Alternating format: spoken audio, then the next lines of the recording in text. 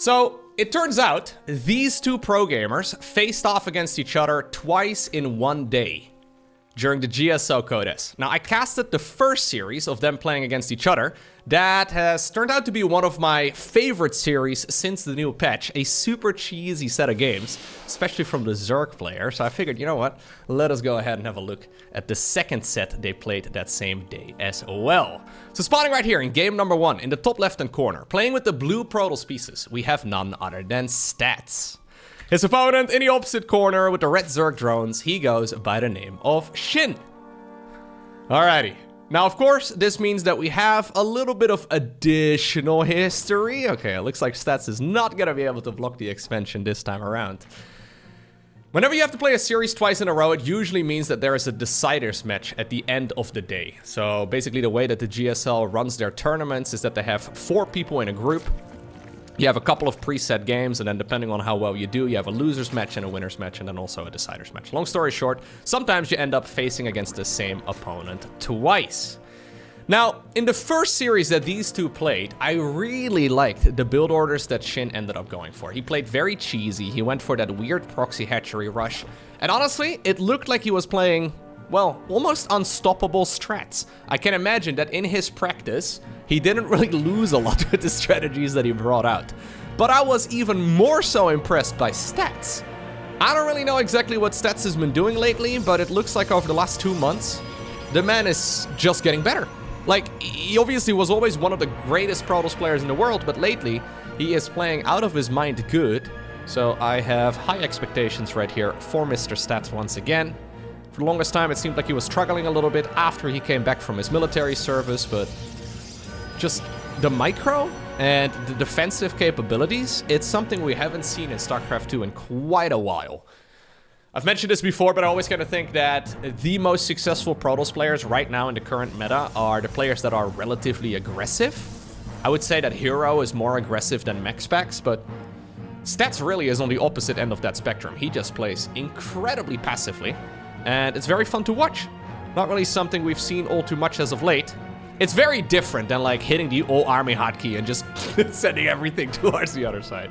Anyways, we had a little bit of a cancel right there on the Cybercore research just to get that Stargate going a little bit quicker. Okay. Now, full transparency, I do know who ends up winning this series because I'm a StarCraft nerd. And because of that, it is pretty much impossible for me not to get spoiled, but I have not seen the games. Alrighty, good old Stargate here. SHIN did make a group of Zerglings just to try and intercept, I guess, a bunch of adepts that are going across the map. We have one of them so far, but this one is really just hanging out to make sure that any slow Zerglings can be dealt with swiftly.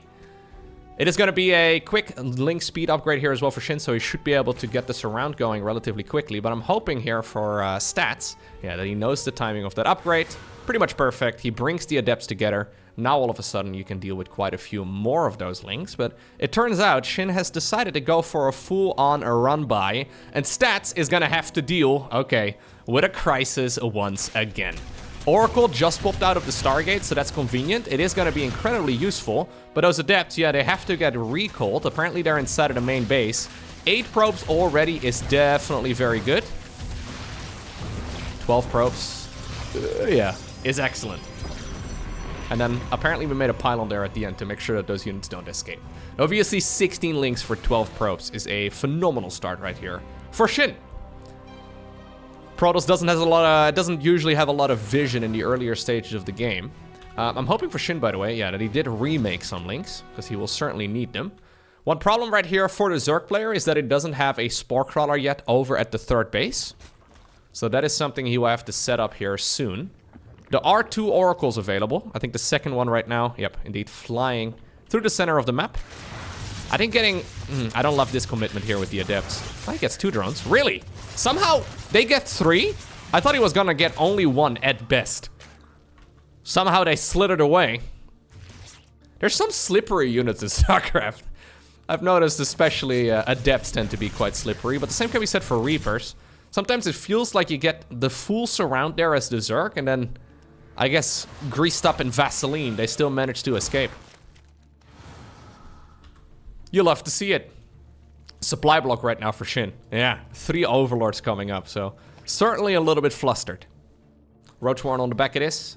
Third Next is also on the back of this. Attempted Ling run by number 2, but this time around it did not happen.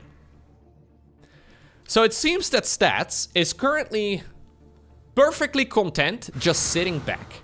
Just simply defending the entire time, and obviously he's being aggressive here, right? But this is almost like the bare minimum that you have to do as Protoss these days. You can't really just let the Zerg do whatever you like.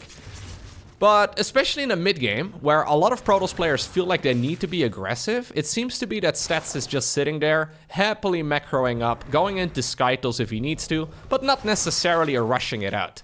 It feels like most of the time in Modern SC2, whenever we do see a big Skytles transition, it comes pretty early, you know? Like, either it's like, oh snap, I don't really have another choice, I need to go Skytles right now, or it's a rush. And it seems like Stats is not really going for either of those two options. He's just happily macroing, happily defending, and then eventually overwhelming, which is kind of cool. I don't think it really has much to do with the new patch. Maybe more with the previous one. The Baneling nerf really seems to have made life a little easier for Protoss. The fact that you can no longer one-shot probes with a +2 melee Baneling, for example, is quite a significant change. And honestly, one that was probably about 10 years overdue. Alright, it's gonna be a Spire here. So the scary thing for Protoss, of course, in the mid-game, and why a lot of Protoss players feel compelled to make those rash decisions, is that Zerg, as soon as they get to Lair Tech, they have about 17 different builds that they can choose from. So the early game Zerg, yeah, usually quite predictable, but as soon as you get to the mid-game, there's a lot of different options. And the Spire is certainly one of them. Most of the time, Protoss players tend to freak out whenever they go up against a bunch of Mutas. It happens quite a bit that we see 24 probes go down against like 10 Mutalisks. It can be mass Muta, it can be like 8 Mutas into Lurkers. There's a bit of variety as far as Lurker play goes as well. So we'll have to see exactly what SHIN decides to go for and how well Stats can handle it. Because the main issue you run into right here as Protoss is that you don't know anything, right? Like, even though he's had some good vision around, Zerg just makes one structure. It's not like, you know, Terran, where they have to make 3 factories to do a mech transition. With Zerg, you just make one Spire, and suddenly you can make infinite Mutas. So it can be quite tricky here. So Protoss usually has to almost like blindly be prepared for these sorts of things. Curious to see what variation is going to be for SHIN, judging by the fact that it's an infestation pit. I am assuming here that it will be Lurkers on the back of it. Nice and early. Making a lot of drones. There's the Hydra then. There's the Evo chamber. And there's the Hive. Okay. Yep. So this is going to be Mutalisks into Lurkers. Only 6 Mutas, by the way. We could have gone in. Yeah, I was going to say, there's nothing. He expected a Spore Crawler. Gave his opponent the benefit of the doubt, but that's going to be 5 drones zapped to death. Okay, now where are those Mutas? There they go. The little flippy flappies. Those wings way too small for them to be carried. Insta-Stalker warp in. How many probes will he kill? So far, 3 only, not too much. There is a secondary photon cannon in the main base, but it's not done yet. Phoenix also starts up. Problem for Stats right now is that you don't know if it's mass Muta. So if you see players like, for example, Dark play Mutas, about half of the time, rather than transitioning towards quick Lurkers, which is what SHIN is doing here, Dark would go mass Muta, so he will go like +1, and then, you know, he goes 20 Mutas, and he only shows you like 8 of them initially. Oh, getting a Templar here would be huge. No, not getting it. He gets an Oracle, but that was extremely expensive. Okay, Mutas have basically been shut down. 20 probes in total, though. Not bad whatsoever, but of course 12 of those went down to the Ling run by earlier on. Okay. So what do you do now as Protoss, right? So do you continue Phoenixes? I guess not. You kind of have to read into the way that the Zerg is microing their Mutas. Like, do you think if Zerg is going mass Muta, they would give away like 5 of them for, you know, an Oracle? Probably not. Although that's a bad choice, even even in this situation. I don't think he should have done that. So yeah, he's going into Immortals here. This is Stats almost trying to figure out, okay, is this mass Muta? I guess it's not, because I still only see 2. But this is definitely a mind game that Zerg players could be playing. But making the decision here to go into an Immortal and then straight a fleet beacon on the back of it too. So, we've got charge coming, we got double upgrades on the forge, we've got ourselves a second robo facility into a fleet beacon. If we're gonna go Skytles, I'm assuming we're gonna fire up the +1 air weapons here in a moment too. But it is all very risky. Yeah, problem right now is that there is no easy counter against lurkers. So lurkers still have to get one of their upgrades. They have seismic spines, which is ranged. There's a secondary upgrade called adaptive talents. Takes a little while to research, but it basically just makes the unit significantly quicker to burrow. Stasis wards here, good snipe right there. Stats, okay. Shuts this down with ease for now. If this was another Korean Protoss player who I will not be naming, I think we should have not seen anything in that wall off. It would have gotten all army hotkeyed forward. Sorry, I can't let it go. Still some good spines right here though from these lurkers. But the fact that there's not 50 Zerglings in the main base right now certainly does make the game a little bit more manageable for Protoss, although I say that. Okay, Archon right there forced to morph in. There is still some detection available in the form of those oracles. Sentry also right on the back of this, and it looks like Stats manages to hold. And he starts up immediately a Mama ship. So this is not a Skytles transition. When I saw the fleet beacon, I assumed that we were going to see additional Stargates and then +1 air weapons fired up too. This was specifically for the Mama ship.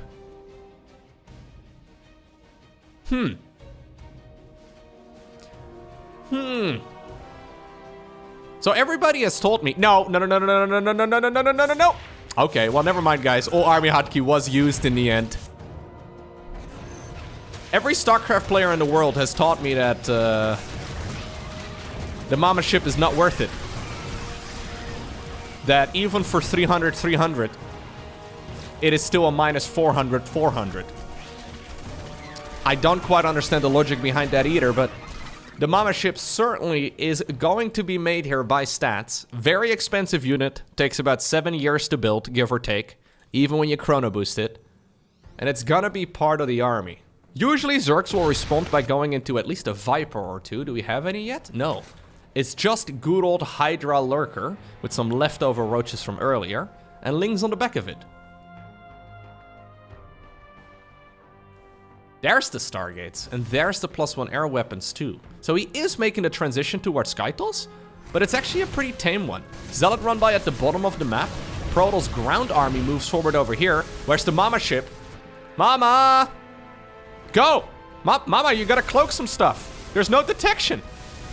Alright, Protoss army instead thinking about returning back home. There she goes. Oh, there she comes. Watch out for... Okay, we're gonna recall towards Mama. Fair enough. There's the cloaking activated. He did not bring detection. So SHIN did not bring any overseers. Well, yeah, he's morphing in one right now. Oh, he doesn't even have pneumatized carapace? That's... Where is it? That's a yikes. Yeah. That is what we refer to the business as... Yeah, in the business of StarCraft, we refer to that as a yikes.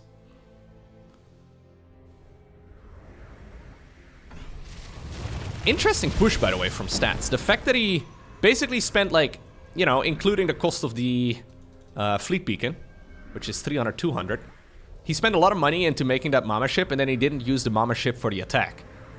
Instead, he just pushed with the ground army before the mothership even came out. So I guess he just wanted to use it as a secondary recall point?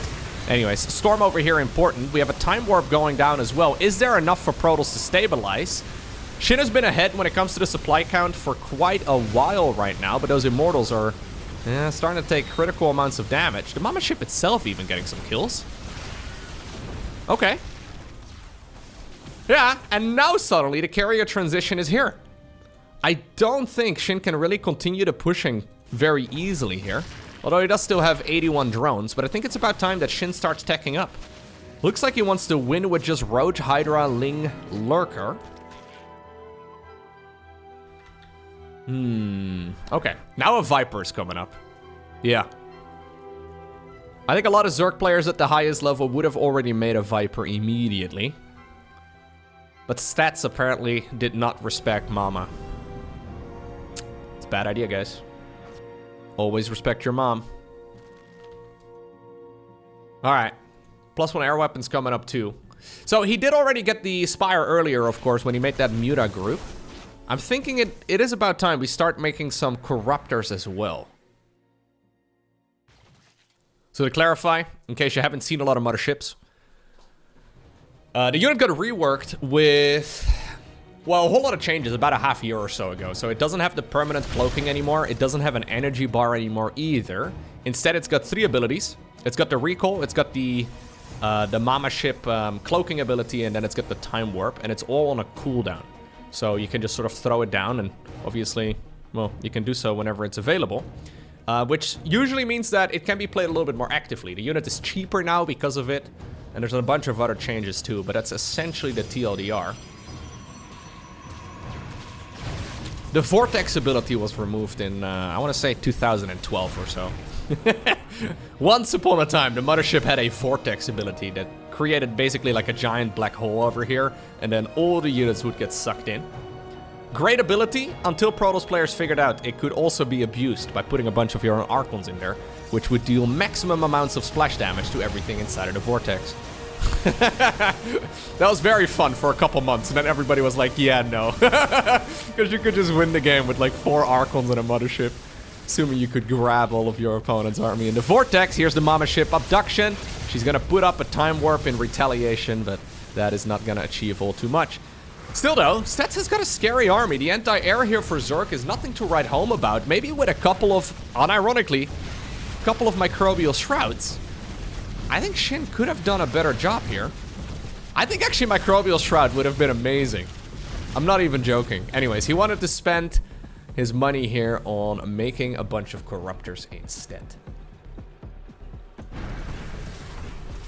SHIN, still at nearly 80 workers, still controlling his side of the map wonderfully. He's been dealing with these Zealot run-bys well, and he hasn't really run into a whole lot of issues. Now he needs to play late game though, against Protoss. And I know that if you watch a lot of Serral, Raynor, Dark, maybe Roke, you know, a little hard to say where Roke is currently at, but if you watch the top level Zergs play late game, they make Zerg look pretty broken. That being said, most everybody that I talk to really hates playing against Skytos. So I have to see how SHIN decides to deal with it, but so far he does not go for that mass spellcaster approach that most of the top tier Zergs do take. Okay, well these storms are gonna be juicy, but he needs them to be juicy as well. Parasitic Bomb right here. Dealing so much damage to the Interceptors, although I've got a feeling, I was gonna say, with all of those Archons underneath, those Corruptors are gonna be torn to pieces, and suddenly SHIN just lost a massive amount of supply. He has decided to make a transition right now towards Hydralisk, but he's also in the meantime under threat by a bunch of Zealots, which may be the reason why he decided to jump the gun. Brenda's gonna go down, Karen is gonna go down as well, and just like that, Stats bulldozered across the Zerg. Game number 2. We find ourselves on the Ghost River. I always kind of feel like you need to whisper it. Ghost River. Isn't this a map made by Maris? Let me look it up real quick. If it is, it has to be a reference to a heavy metal song. Yeah, it is. It is made by Maris. She usually names all of her names after heavy metal songs. I'm not sure exactly what this one is, but there's gotta be somebody out there who knows.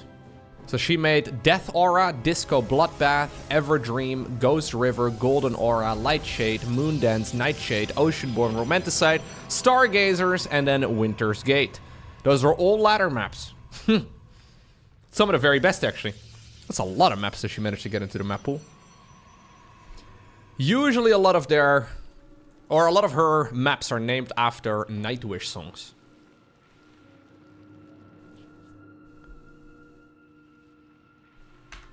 Alrighty, SHIN going once again into the good old hatch first. There's a gas geyser on the back of it, and then eventually also a spawning pool. This is a map that is also, of course, new, and it's got an interesting set of features, especially the rush distance from natural to natural is very short. I mean, if I can zoom out just a little more, I could almost see both naturals on one screen. But then if that wasn't a close enough rush distance, you can also knock down the rocks and get towards the other side of the map even quicker. Maybe not as necessary in this particular matchup, but I've noticed a bunch of Terran players especially. Like say for example, they're playing against Zerg. A bunch of Terran players plugging their siege tanks right over here. Liberator play, Metavex dropping over there. It can be very, very scary, because for Zerg to get this around in that area is kind of sketchy. But anyways, not exactly sure what the win-loss ratios of this map are just yet, although I can have a quick little peek. So in the Zerg versus Protoss matchup, apparently 8 tournament games have been played so far, with 4 of them going in favor of Protoss and 4 of them going in favor of Zerg. Protoss versus Terran, we've had a grand total of 24, with 14 of them going in favor of Protoss and 10 for Terran. And then in Terran versus Zerg, it's been 5 and 5 as well, so 10 games in total, both races winning 50%.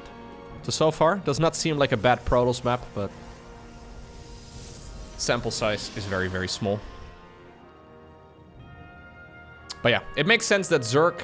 I don't think Zerg is gonna love this map all too much, just because it's kind of tricky. Like, one problem you'd also run into, so that's not really used in this particular game, but there's only one third base option. And essentially every Zerg strategy in 2024 requires you to have a third base. So, I mean, if you manage to block your opponent's third base, even for just a little while, and force out 2 additional queens, that's already a big advantage. Anyways, none of that is relevant for this game, but interestingly enough, apparently SHIN did allow this map for this particular series. Yeah, late game is also going to be a bit tricky, I guess, for Zerg players in particular, because usually against Protoss and against Terran, assuming it's like a split map scenario, you kind of need to mine out one of the bases of your opponent because of that Zerg cost inefficiency and the way that the economy works. What base do you take? I would have really liked this map if there was a shared base at the bottom. I've actually become a big fan of those shared expansions at the bottom. It kind of feels like there should be one right over here. Like maybe 6 golden mineral fields and a rich Vespian geyser or something, right? Like, yeah. I think I would have liked this map a little bit better in that instance, but sadly, not the case. Probably a good reason, though. I know the map makers have very specific reasons, usually, as to why they do things. Alrighty. Here's the oracles flying in. 1 drone, 2 drones. That was suboptimal to say the least. Can't blame ping in this particular instance, because both of these guys played from a studio. So no ping advantage. That was simply just a good old misclick. Third oracle's like, wait for me, guys. I want to get stuck in the top right-hand corner of the map too. No! Oh my god, what? Why did we... What was even... Huh? Why did we just fly the second one to get... Huh? It's like, no, I wanted to be stuck as well. Weird. I've seen that in a video once about this lady who got stuck. But anyways, Adept. Oof. She did it on purpose too, is what I'm trying to say. Pretty sure. Adept gets around in the middle of the map. I'm not sure exactly what SETS is doing here. This whole sequence of events is just kind of mediocre, to say the least. That is a lot of Adepts going down for a whole lot of nothing. I mean, obviously, they did force out the Zerglings. It's not the end of the world right here, but I've got a feeling these Oracles are gonna have to... Okay, either YOLO through, or maybe get recalled.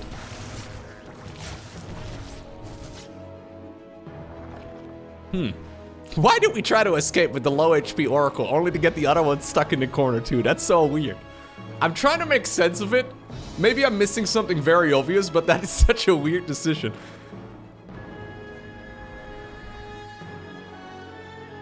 Fourth hatchery coming up here at the bottom of the map. Gonna see a Nexus over here too. Okay. Well, now Stats put himself in a bit of a finicky position. He did kill quite a few drones though. 8 drones is not bad. Obviously, those Adepts, they did kill a lot of Links too, and they forced out a lot of Links. So it's not like SHIN's economy is amazing. Alright. Good old Blink Stalkers together with +1. About a 6-minute Roach Warren here from SHIN. That is exceptionally late. Normally you'd be making this one quite a bit earlier, but... We teched up towards the lair only to go Roach Warren. Usually this would be a moment to go into a Hydra Den or, well, really anything. If we're gonna skip the Roach Warren, yeah, I guess he really wanted it. Maybe he was a little afraid of like an Adept Shade buy? Stats is looking at this right now and he apparently wants to go aggressive. Okay. So we did see him do that before. The man likes to... I think he actually did it against SHIN in the first series they played that day. Anyways. Yeah. So he's doing a proxy gateway here. So the advantage of this is that you don't need a robo facility.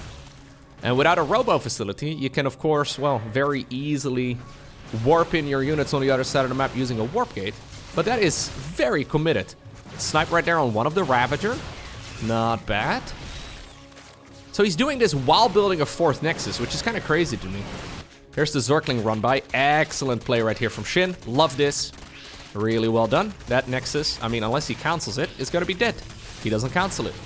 So it's going to be dead. As I said. With the same intonation. In every sentence. Alright. Yeah, Oracles.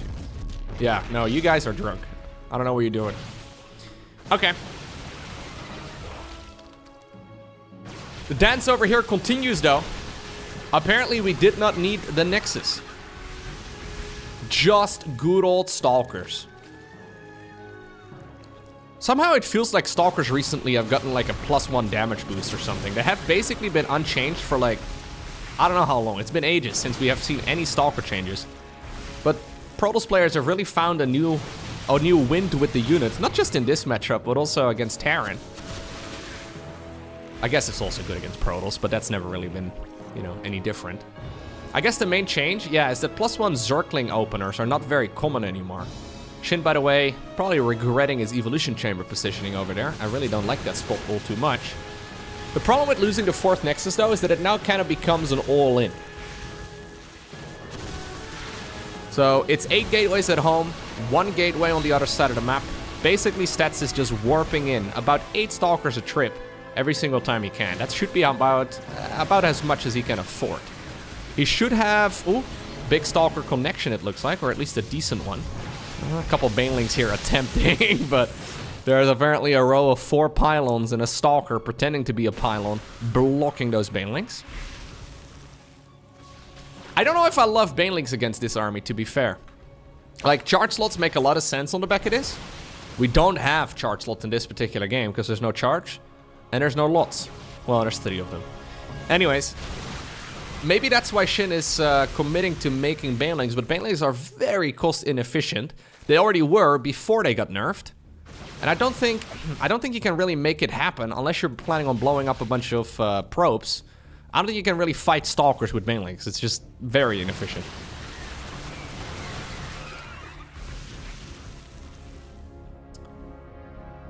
So SHIN has been sitting at a decent economy for a while now, but nothing amazing. Matter of fact, he's only got 2 more workers right now than his opponent. Oracles, trying their best. Oh, hello. First Stalker apparently wasn't wide enough. But yeah, this wasn't a great move, I don't think, by Stats, but ultimately he's just been macroing up. Interesting situation, though, because now that 4th Nexus is really late. Imagine if the Oracles were sitting here and they could have killed the Zerglings when that Nexus first was built. I think it would have been an entirely different game. So what do we do now? Especially from the Protoss' point of view. Well, you know what, I say that. SHIN really should be sitting at Hive Tech, I think. He wants to apparently commit with Roach Ravager Ling Bane. Ugh, 17 additional Banelings come up, but they actually get scouted by Stats. Costly exchange there, but luckily for SHIN, I guess he saw it coming and he managed to cancel, get at least some of his money back. Again, Stats does this thing that makes me very uncomfortable, where I feel like he's setting himself up for, I don't know, just a game-losing moment here in a few minutes from now. But he seems quite comfortable. I really wonder what a game like this, though, would look like against, for example, Serral. And when I say, for example, Serral, I mean Serral. It's really only one example. Because I'm a little afraid that this, like, passivity against the top dog would just get demolished. I feel like there would be a very similar... Yeah, okay, so Shin is thinking the same thing right now. I'm thinking tech would shut this down really hard. Imagine if a bunch of Brute Lords came flying across the screen, right? Yeah, Stalkers are decent, but not when there's like 8 Brute Lords. You're not really going to be able to make that much work. So Shin right now, realizing that he's a little bit behind in tech and that he probably should have had it already, he decides to go Lurker Dens 2 at a time. There's a Fleet Beacon coming up here for stats. I guess if you're being aggressive enough with Stalkers, though, you can't really have the Zerg player tech up because they're spending all of their money just on, well, trying to stay alive.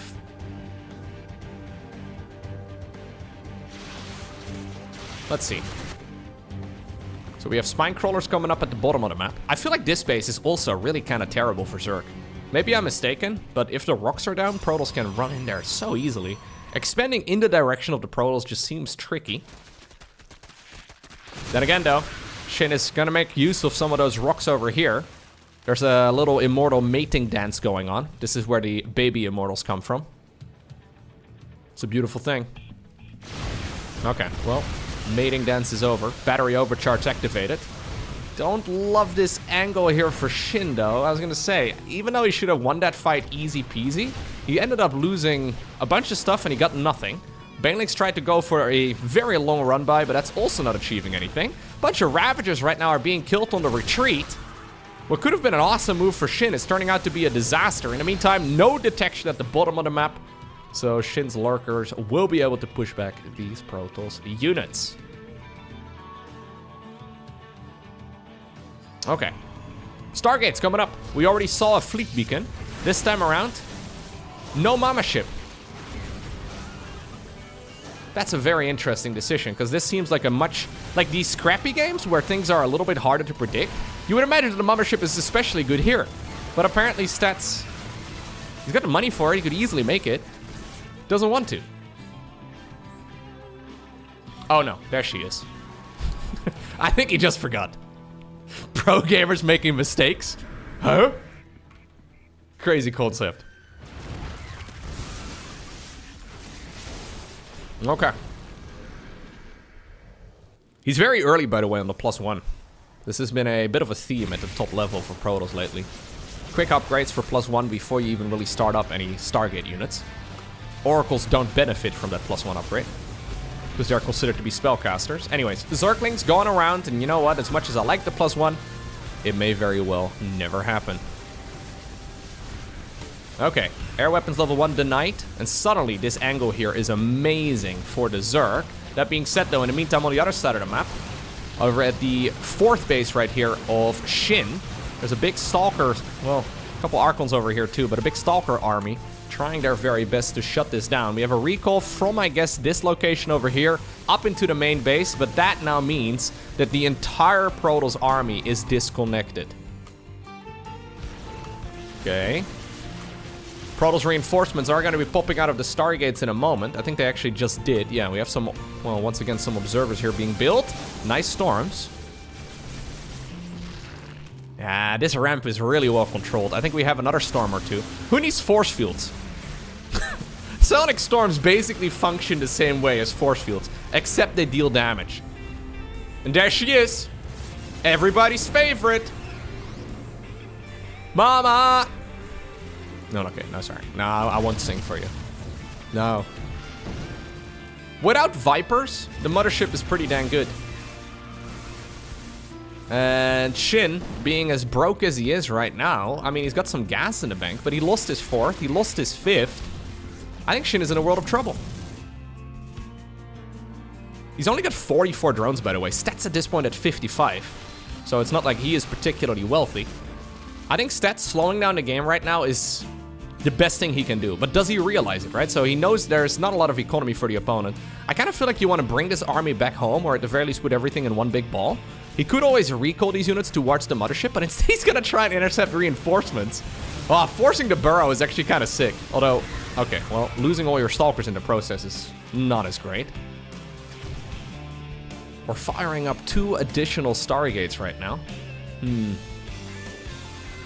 Alright. I think going 4 Stargates at this point in the game is a little risky, but... Honestly, I think all that Stats really needs to do is just hold off this army. Because SHIN is essentially broke. It kind of feels to me that he mostly needs to win the game with the units that are over here right now.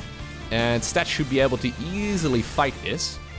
There is an observer nearby. He's going to need it. Cloaking field activated right there on the mothership, so that's going to be helpful. Okay, storms. Time warp. Ah, not bad. Yeah, you don't care so much on the mothership and the carriers when it comes to corrosive biles. Storms are going down everywhere, and it looks like Stats is easily cleaning up this army. And in almost what seems to be a repeat of game number 1, suddenly we're in a scenario where Zerg is stuck playing a mid-game based army, and SHIN is fully late game. Look at this. Not a single gateway unit in the mix. Just carriers, Archons, Immortals, a Mama ship. We have a whole load of Templar. Technically a gateway unit, I guess, but you can let me have this one. +1 air. Once again coming up, but apparently Stats does not need it.